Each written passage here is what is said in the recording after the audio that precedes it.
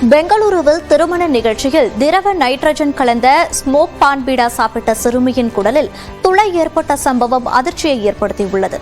திரவ நைட்ரஜனை உட்கொள்வது மற்றும் சுவாசிப்பதால் கடும் பாதிப்பு ஏற்படும் என மருத்துவர்கள் எச்சரித்துள்ளனர்.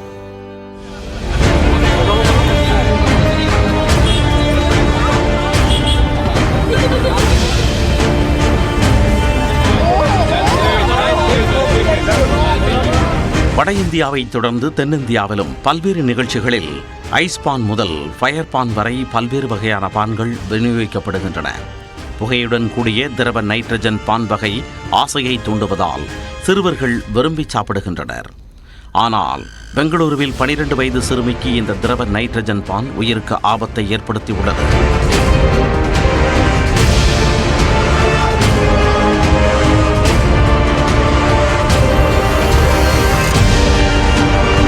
திருமண நிகழ்ச்சி ஒன்றில் திரவ நைட்ரஜன் கலந்த ஸ்மோக் பீடாவை சாப்பிட்ட 12 வயது சிறுமி சிறிது நேரத்திலேயே வயிற்று வலியால் துடித்துள்ளார்.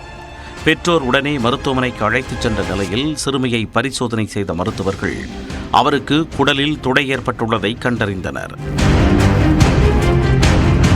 திரவ நைட்ரஜனில் உள்ள ஆவியாகும் ரசாயனமே இதற்கு காரணம் என கூறப்படுகிறது. குடலில் இருந்த அந்த துளை விரிவடைவதை தடுக்க மருத்துவர்கள் சிறுமிக்கு அறுவை சிகிச்சை செய்துள்ளனர். இதையடுத்து சிறுமி 3 நாட்கள் ஐசியூவில் இருக்க வேண்டிய சூழல் ஏற்பட்டுள்ளது. இந்நிலையில் திரவ நைட்ரஜனை உட்கொள்வது மற்றும் சுவாசிப்பதால் சிரமத்திற்கு வழிவகுக்கும் என்று மருத்துவர் பாபு எச்சரிக்கை விடுத்துள்ளார். இந்த லிக்விட் நைட்ரஜனை வாய் வழியாக எடுத்துக்கொள்ளும் பொழுது நம்மளுடைய உணவு குழாய், வயிறு மற்றும் குடல்ல, குறிப்பாக மலக்குடல் மற்றும் சிறுகுடல்ல இது விரிவடைந்து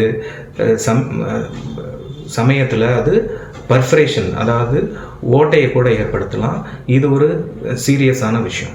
குழந்தைகளின் செரிமான மண்டலம் மிருதுவானது என்பதால் அவர்களுக்கு ஸ்மோக் பான் பீடாவை கட்டாயம் வழங்கக்கூடாது என்று மருத்துவர்கள் அறிவுறுத்துகின்றனர். இந்த லிக்விட் நைட்ரஜனை யாரெல்லாம் யூஸ் பண்ணக்கூடாது? யாருமே யூஸ் பண்ணக்கூடாது. குறிப்பாக குழந்தைகள் யூஸ் பண்ணக்கூடாது. ஏன்னா அவங்களுடைய செரிமான மண்டலம் மிகவும் மிருதுவானது.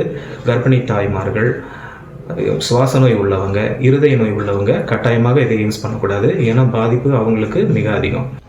உணவில் திரவ நைட்ரஜனை பயன்படுத்துவது கடுமையான விளைவுகளை ஏற்படுத்தும் என்றும் மருத்துவர் பாபு தெரிவித்துள்ளார்.